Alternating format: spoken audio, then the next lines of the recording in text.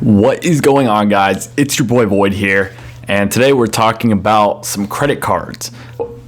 I really like credit cards. A lot of finance people do. There's a huge stigma around credit cards that is frankly just wrong. Like, for most people, it is just incorrect.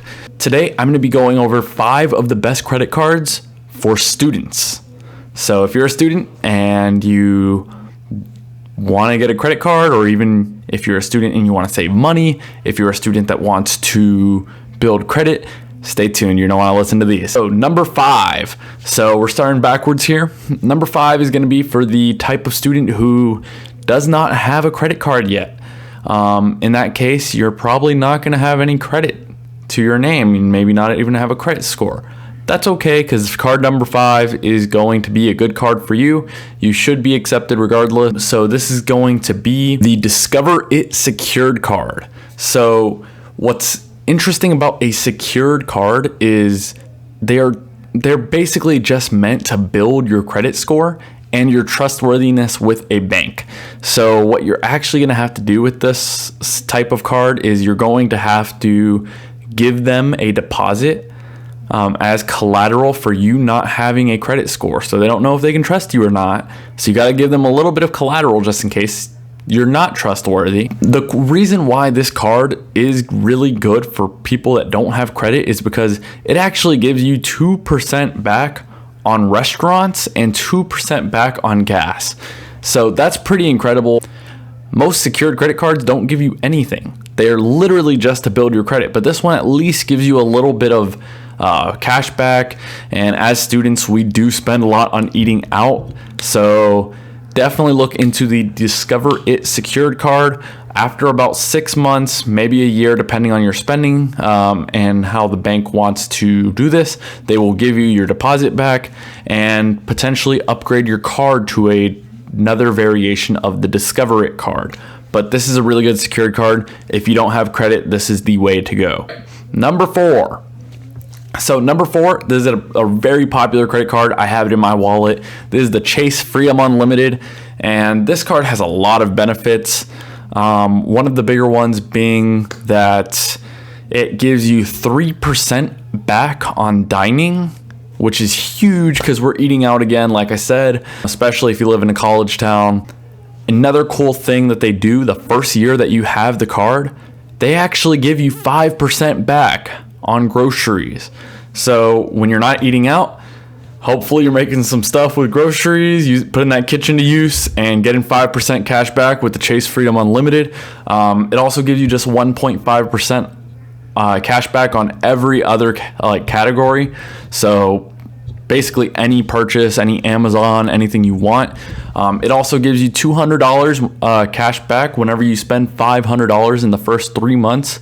So if you're planning on making a big purchase, or if you just naturally spend $500 in 3 months, might as well get $200 back. It's also just a really great card for students because it doesn't have an annual fee, which is great, especially for the amount that you get back for using it.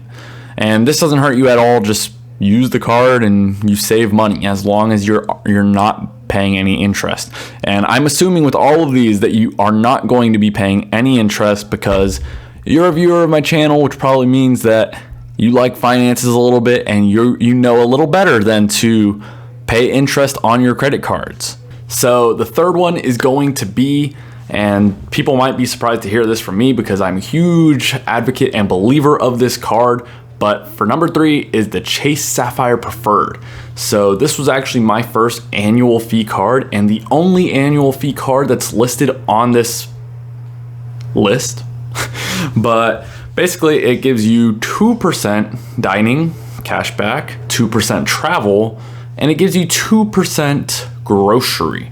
So that's pretty solid all around, but it's kind of dumb.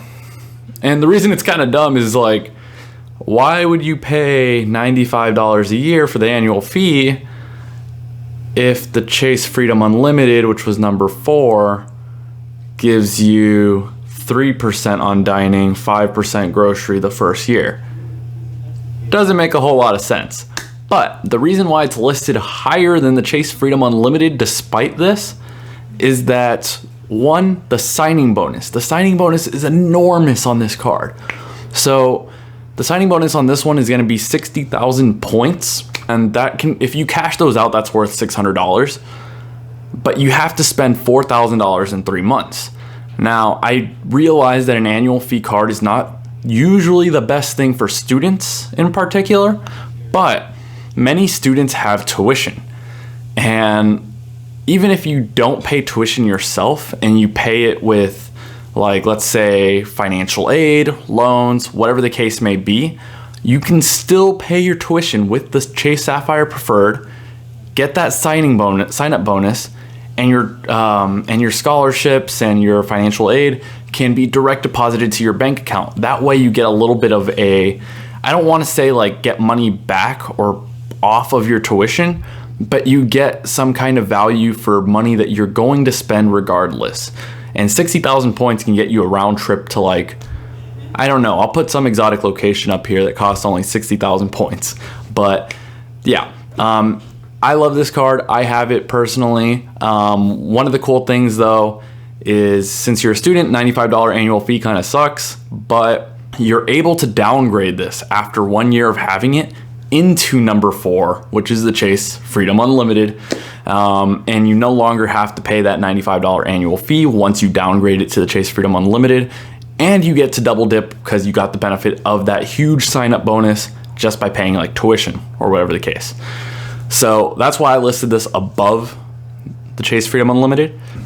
If you're interested in this card, check out my referral link down below. I also have the Chase Freedom Unlimited's referral link down below. That does help the channel by helping me out a little bit.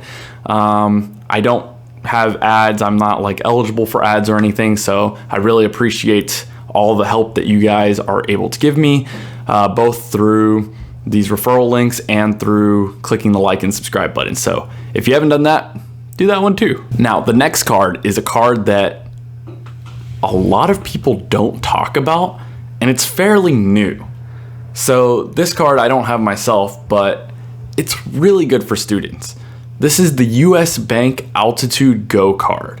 So that's the only US Bank card on this list, and it's also a bit of a weird one. So it's no annual fee, but the cool thing is it gives you 4% back on restaurants, which is what I figure that most students are going to be spending a lot of money on.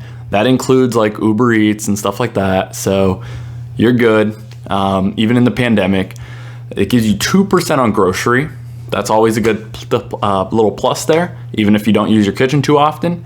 It gives you 2% on streaming. So that's pretty cool, especially if you pay for your own Netflix, Hulu, whatever the case may be, and 2% gas.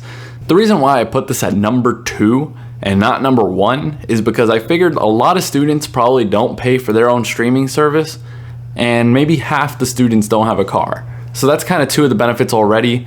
But the reason why it is number 2, 4% back on dining, that's amazing. And then when you add on the grocery, the gas, the streaming, and no annual fee, it's kind of a given that this card is going to be listed so high. So if you're a student and you do pay for your own streaming, you have a car, you buy some groceries, but you eat out more, this is the perfect card for you, and I would definitely apply for it. Last but not least at all, number 1.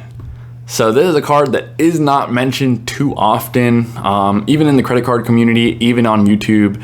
But this one is the Capital One Saver One Cash Rewards card. So I chose this card as number 1 because it looks cool. But the real benefits are, it gives you 3% dining, which is less than the Altitude card, 2% grocery, and I valued this last category pretty highly, 3% on entertainment. So I figured that students are most likely going to spend a lot of money on entertainment and food, because that's typically what I do. Like most things I go to, like entertainment, it used to be like concerts, sometimes movies, stuff like that. So that was always a big thing. And then restaurants are always going to be a big thing. The Capital One Saver card also has 0 annual fee. And a quick little like plus that's a little unique to Capital One, you get access to the Capital One Cafe and you get a free coffee every time you go inside and you have a Capital One credit card. So you get to claim your own free coffee, that's a nice plus. So just the combination of having dining, grocery, and entertainment, and then we add in a little bit of caffeine. That's why I put this card at number one. So if you're a student that doesn't really like have their own streaming service, eats out, and likes to have fun, this is the card for you. You also get $200 back in cash back whenever you spend $500 in the first 3 months. So that's also a very reasonable, like $500 isn't too hard to hit in 3 months if you're putting everything on this card. And having no annual fee is great because you'll never have to cancel anything. You can just hold it forever because it costs you nothing to hold it, literally. Those are my top 5 cards for students. Let me know which ones fits your style down below. Thank you guys so much for watching. See ya.